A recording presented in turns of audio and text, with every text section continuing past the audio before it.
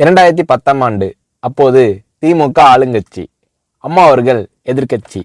ஒரு பெரிய மிரட்டல் விடுத்து அம்மா அவர்களுக்கு எதிராக மதுரை மாவட்டத்தில் பல இடங்களில் போஸ்டர் ஒட்டியிருந்தார்கள்.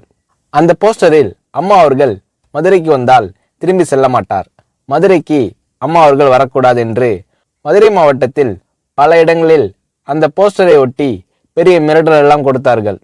அதேபோல் ஜெயா டிவிக்கும் மிரட்டல் தொலைபேசிகள், மிரட்டல் கடிதங்கள் வந்து கொண்டிருந்தது.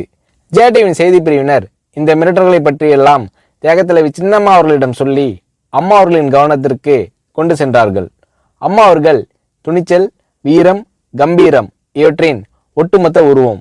அதனால் புரட்சி தலைவி அம்மா அவர்கள், நான் மதுரைக்கு போய் தீருவேன், பொதுக்கூட்டத்தில் பேசியே தீருவேன், எது நடந்தாலும் எதிர்கொள்கிறேன் என்று சொல்கிறார்கள்.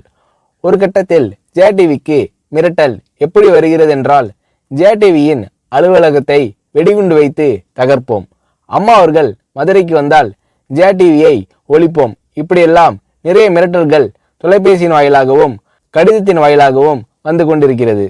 இந்த மிரட்டல்களை எல்லாம் கடந்து அம்மா அவர்கள் மதுரைக்கு சென்று பிரம்மாண்டமான பொதுக்கூட்டத்தில் லட்சக்கணக்கான மக்கள் மத்தியில் எழுச்சி உரையாற்றும் போது, ஒரு எதிர்க்கட்சியின் தலைவி என்ற முறையில் என்னை நீங்கள் மிரட்டுங்கள், ஒரு எதிர்க்கட்சியினை நான் நடத்துகிறேன் என்பதற்காக கழகத்தை மிரட்டுங்கள், ஜெயா டிவியை எதற்காக மிரட்டுகிறீர்கள், ஜெயா டிவியின் அலுவலகத்தை நீங்கள் தகர்ப்பீர்களா, ஜெயா டிவியை நீங்கள் ஒழித்து கட்டிவிடுவீர்களா, பார்க்கலாமா, ஜெயா டிவியை ஒழித்து கட்டிவிட்டால் என்னுடைய அரசியல் குரலை ஒழித்து விடலாம் என்று கனவு காணுகிறீர்களா?